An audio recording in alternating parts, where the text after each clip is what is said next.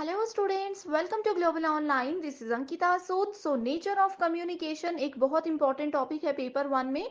And इस video में students MCQs के थ्रू आपका ये टॉपिक क्लियर हो जाएगा। साथ ही आप लोगों को ये भी पता चलेगा कि इस टॉपिक में से कैसे क्वेश्चंस आज तक पेपर में पूछे गए हैं। तो बहुत इंपॉर्टेंट सीरीज है, आप सभी इसमें एंड तक जरूर बने रहिएगा। स्टूडेंट्स, पेपर वन में आप सबको हेल्प करने के लिए एक कंप्लीट कोर्स में लेकर आई हूँ, जिसमें अगले 30 दिन के अंदर आपको रोज 2 से 3 लाइव लेक्चर्स के साथ पेपर से पहले 100% सिलेबस तो कवर करवाया ही जाएगा। साथ ही आपके रिवीजन के लिए full syllabus MCQs and PYQs भी दिए जाएंगे, जिसमें कि आपको कुछ ऐसे ट्रिक्स बताऊंगी जिससे इजीली करेक्ट आंसर को पेपर में आइडेंटिफाई किया जा सकता है। फाइनल प्रिपरेशन के लिए अपडेटेड मॉक टेस्ट है and 5000 plus MCQ question bank है, जो कि एक्सप्लेनेशन के साथ आपको मिलेगा। एंड यकीन रखिए कि इसमें से एज इट इज सवाल पेपर में आपको देखने को मिल सकते हैं। लिमिटेड पीरियड के लिए ये डिस्काउंट आपको दिया जा रहा है। इसके लिए आपको गिवन नंबर्स पर व्हाट्सएप के थ्रू कॉल या मैसेज करके पूरी जानकारी लेनी है। साथ ही स्टूडेंट्स, फ्री वीडियोस और मॉक टेस्ट के लिए ग्लोबल ऑनलाइन ऐप को डाउनलोड कीजिए। स्टोर सेक्शन पर सर्च बार में आपको लिखना है कोर्स का नाम। कंटेंट पर जाते ही आप देखोगे कि यूनिट वाइज फोल्डर्स हैं, जिससे कि आप कभी भी किसी भी यूनिट से अपनी रिवीजन को स्टार्ट कर सकते हो। आपके स्टेट के अलावा अदर स्टेट्स के पीवाईक्यूज भी हम आपको देते हैं प्रैक्टिस के लिए, ताकि आपको अपकमिंग एग्जामिनेशन के लिए एक आइडिया मिल जाए कि किस लेवल के सवाल पूछे जा रहे हैं। तो ये एक ऐसा कोर्स है जो डेफिनेटली स्टूडेंट्स आपको एग्जाम क्वालिफाई करने में हेल्प करेगा। तो पहला क्वेश्चन है, which of the following are the characteristic feature of communication. तो कम्युनिकेशन के फीचर्स या उसकी कैरेक्टरिस्टिक्स पे जाने से पहले आपको मैं बताना चाहती हूँ कि कम्युनिकेशन एग्जैक्टली क्या होता है। तो अब मान लीजिए दो लोग हैं, A and B. A person ने जो है, ए जो है कोई टीचर है एंड बी जो है वो कोई स्टूडेंट है, ठीक है। पर्सन ए ने पर्सन बी को यूजीसी नेट एग्जामिनेशन के बारे में इंफॉर्मेशन दी कि एग्जाम क्या होता है, क्या इसके बेनिफिट्स होते हैं। एंड पर्सन बी ने उसको अच्छे से समझ लिया। एंड फिर पर्सन बी के माइंड में क्वेरी आई कि नेक्स्ट एग्जाम कब होगा। ठीक है, तो ये क्या है, ये दोनों आपस में बातचीत कर रहे हैं। तो इसको कम्युनिकेशन बोला जाता है। इसका टॉपिक कुछ भी हो सकता है। यहाँ पे तो जैसे मैंने एग्जाम का एग्जाम्पल दिया है आप लोगों को, ये लोग हो सकता है मूवीज के बारे में बात कर रहे हो, ये लोग हो सकता है कहीं घूमने जाने का प्लान कर रहे हो। तो कम्युनिकेशन का कोई भी टॉपिक हो सकता है। तो अगर ये कॉन्सेप्ट आपका क्लियर है तो ये फर्स्ट क्वेश्चन आप लोग बहुत इजीली सॉल्व कर सकते हो। तो इसमें कैरेक्टरिस्टिक्स और फीचर के लिए 4 स्टेटमेंट्स गिवन है, जिसमें पहली बोलती है, communication involves exchange of ideas, facts and opinions. यानी कि कम्युनिकेशन में विचार, तथ्य और जो भी ओपिनियंस होते हैं किसी पर्टिकुलर टॉपिक को लेकर के, किसी का जो थॉट होता है उसको बदला आदान प्रदान किया जाता है, एक दूसरे तक वो चीजें शेयर की जाती हैं। तो ये ऑप्शन बिल्कुल करेक्ट है।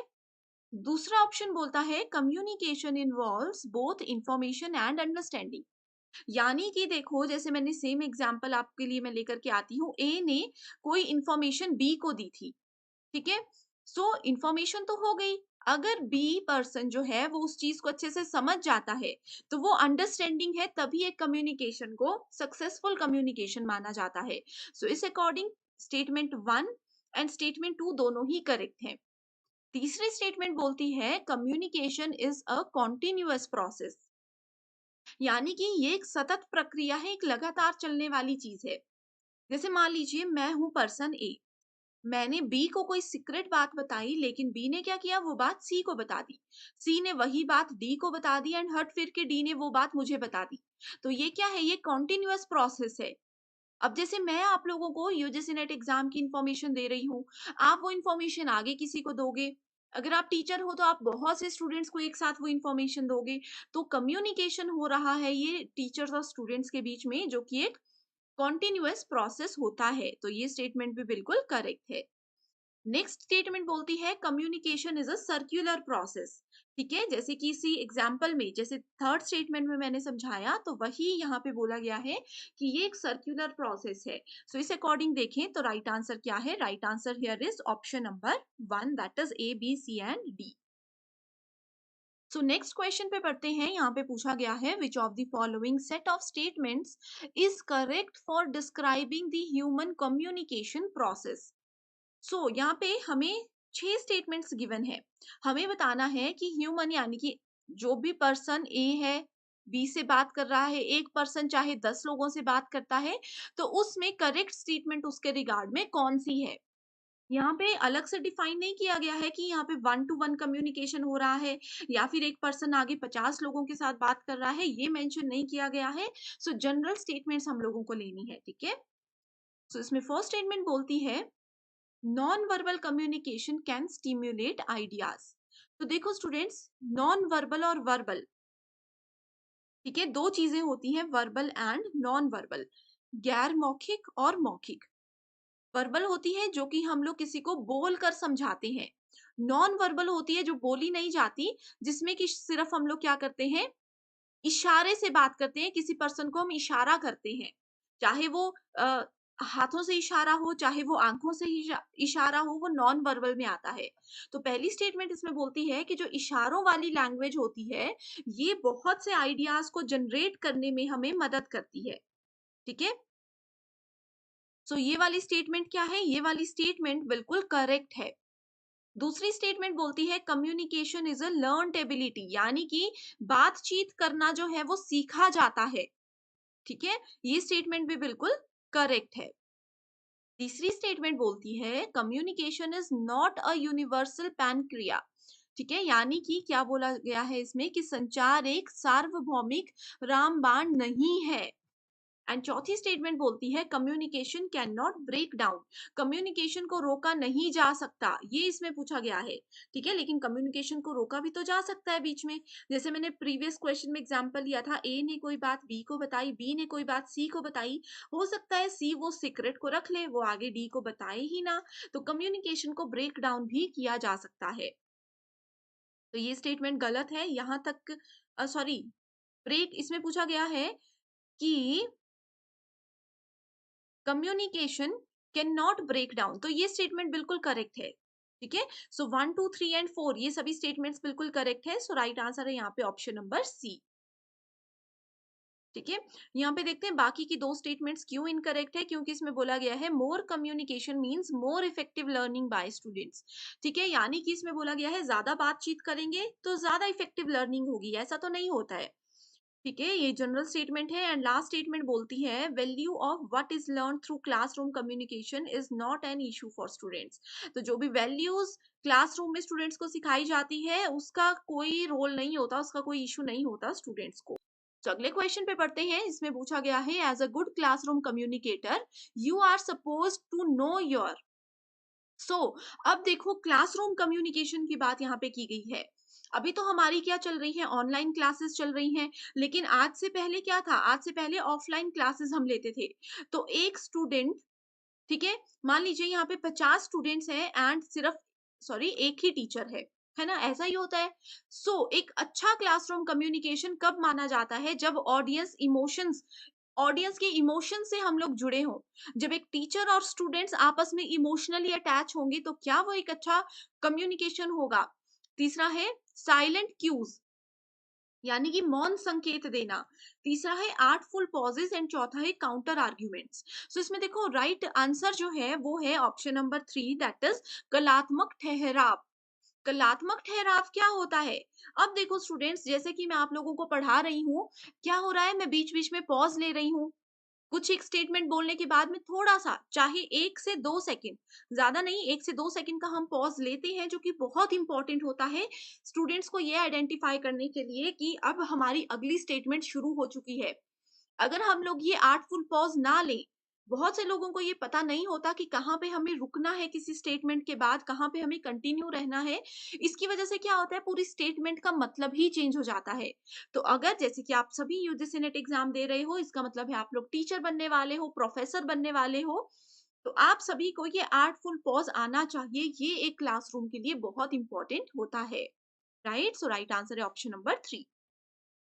अगला क्वेश्चन है effective communication needs a supportive. So अब देखो इफेक्टिव कम्युनिकेशन, यहाँ पे ये नहीं बोला गया कि क्लास में कम्युनिकेट हो रहे हैं, किसी पार्क में कम्युनिकेट कर रहे हैं, किसी के घर में बैठ के हम कम्युनिकेट कर रहे हैं, कुछ नहीं बोला है, बस ये बोला है कि एक प्रभावी संचार के लिए सहायक की आवश्यकता होती है। तो किस सहायक की आवश्यकता होती है, इकोनॉमिक एनवायरमेंट, यहाँ पे आंसर ऑलरेडी आप देख सकते हो, ठीक है। सो यहाँ पे पूछा गया है इकोनॉमिक एनवायरनमेंट यानी कि किसी की आर्थिक स्थिति क्या है। दूसरा है पॉलिटिकल एनवायरनमेंट यानी कि राजनीतिक वातावरण होना चाहिए। तीसरा है सोशल एनवायरनमेंट एंड चौथा है मल्टीकल्चरल एनवायरनमेंट। तो यहाँ पे सोशल एनवायरनमेंट यानी कि सामाजिक वातावरण बहुत इंपॉर्टेंट होता है कम्युनिकेशन को अच्छा बनाने के लिए। ठीक है।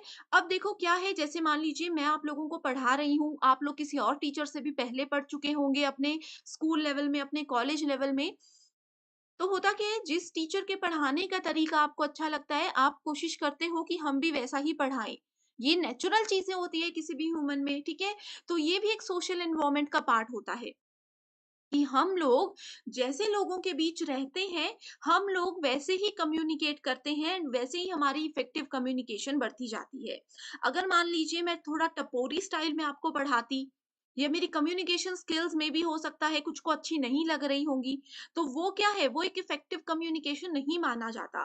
तो एक सोशल एनवायरनमेंट होना इसके लिए, सामाजिक वातावरण होना इसके लिए बहुत इंपॉर्टेंट है कि कैसे समाज में हम रह रहे हैं, कैसे लोगों से हम पढ़ रहे हैं एंड कैसे लोगों के साथ हम लोग बातचीत कर रहे हैं, दैट इज वेरी इंपॉर्टेंट। अगला क्वेश्चन है, in the process of communication which one of the following is in the chronological order. So chronological order यानी कि देखो हिंदी में मैं आपको बताती हूँ, संचार की प्रक्रिया में निम्नलिखित में से कौन सा कालानु कालानुक्रमिक क्रम में है। यानी कि अगर देखो दो लोग बातचीत कर रहे हैं, फिर से मैं ए और बी की बात करती हूँ, या फिर जैसे हम टीचर हैं, मैं आपकी टीचर हूँ अंकिता, आप मेरे स्टूडेंट हो एक्स वाई जेड, हम लोग आपस में बातचीत कर रहे हैं। तो सबसे पहले बातचीत करने के लिए कौन सी चीज हमें इंपॉर्टेंट होती है, ठीक है। तो सबसे पहले बातचीत करने के लिए एक कम्युनिकेटर की जरूरत है। अब मान लीजिए कि मैं अकेली हूँ, ठीक है, मैं आप लोगों को पढ़ाना चाहती हूँ लेकिन मेरे लाइव लेक्चर में कोई भी नहीं आया, सपोज एक भी पर्सन मेरे लाइव लेक्चर में नहीं आया, तो मेरे पास कोई कम्युनिकेटर ही नहीं है। तो सबसे पहले किसी भी कम्युनिकेशन के लिए कम्युनिकेटर यानी कि साथी की जरूरत है, जिससे हम बातचीत करें। अब ए को अपना साथी बी तो मिल गया जिससे वो बातचीत करना चाहता है, उनके पास कोई टॉपिक भी होना चाहिए, कोई मैसेज भी होना चाहिए जिससे वो बात करे। अगर उनके पास बातचीत करने का कोई टॉपिक ही नहीं है, तो वो क्या करेंगे, वो चुपचाप से बैठे रहेंगे। तीसरी चीज होती है मीडियम, कि कैसे वो बातचीत करने वाले हैं, वो फेस टू फेस बात कर रहे हैं, या फिर वो लोग मोबाइल फोन में बात कर रहे हैं, या फिर वो लोग चैट कर रहे हैं, ठीक है। तीसरा आता है रिसीवर, यानी कि अब मान लीजिए कि पर्सन ए बोल रहा है कुछ भी, लेकिन पर्सन बी एक कम्युनिकेटर तो है, लेकिन वो रिसीव ही नहीं कर पा रहा उसकी बात को, वो समझ ही नहीं पा रहा उसकी बात को कि ये क्या कहना चाहता है। एंड चौथा है इफेक्ट। इफेक्ट के बारे में कब पता चलता है, जब पर्सन बी उसकी बात को अच्छे से समझ जाएगा एंड उसको वो फीडबैक देना शुरू कर देगा। आपको पता है कई बार ऐसा आपके साथ भी जरूर हुआ होगा कि जैसे मैं कुछ बोले जा रही हूँ, सामने वाला कुछ सुन ही नहीं रहा। सामने वाले को वो बात समझ आना वो अलग चीज है, लेकिन वो इंटरेस्टेड ही नहीं है, वो उस चीज को सुन ही नहीं रहा है, ठीक है। तो उसका मतलब है कि हमारी बात इफेक्टिव नहीं है। हमारी बात इफेक्टिव कब होगी, जब पर्सन बी जो है, सामने वाला जो है, उसका रिस्पॉन्स देने शुरू कर देगा, चाहे वो अपना उसके उस बात पे कोई रिव्यू देता है, चाहे वो उस बात पे कोई भी हमें डांट देता है, चाहे वो उस बात पे अच्छा या कुछ भी बोले, बस feedback they, that is called effect system, ठीक है। So communication, I hope students यहाँ से आपका बिल्कुल क्लियर हो चुका है। सो आज की इस वीडियो में हमने डिस्कस किया कि कम्युनिकेशन क्या होता है। तो अगर आप लोगों का कम्युनिकेशन का बेसिक बिल्कुल क्लियर हो चुका है, तो आगे आने वाले लेक्चर्स डेफिनेटली आप लोगों को बहुत इजी लगेंगे एंड बहुत ही इसी तरह से इंटरेस्टिंग वे में मैं आपको पढ़ाऊंगी। तो स्टूडेंट्स, नेक्स्ट क्वेश्चन पे जाने से पहले, अगर आप लोगों को ये वीडियो पसंद आ रही है, आपको कोई भी क्वेरी अभी तक के 5 क्वेश्चंस में नहीं है, तो प्लीज कमेंट कर दीजिए, ताकि मैं डेली आप लोगों के लिए इसी तरह के सेशंस लेकर के आऊं, ठीक है। सो नेक्स्ट क्वेश्चन जो है, ये आप स्टूडेंट्स के लिए एक होमवर्क क्वेश्चन है। ये हर एक वीडियो में मैं आपके लिए लेकर के आऊंगी, जिसका आंसर उसके नेक्स्ट लेक्चर में मैं आपके लिए आपको बताऊंगी, ठीक है।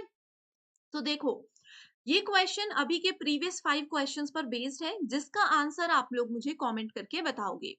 सो इस क्वेश्चन में बोला गया है, a good communicator is the one who offers to his audience. So एक अच्छा कम्युनिकेटर कब होता है, मान लीजिए पर्सन ए है, उसकी ऑडियंस में 100 लोग हैं, उसकी क्लास में 100 लोग हैं, ठीक है, तो वो एक अच्छा कम्युनिकेटर कब होगा, जब वो ऑडियंस को क्या प्रोवाइड कराएगा। ऑप्शंस आपके सामने हैं।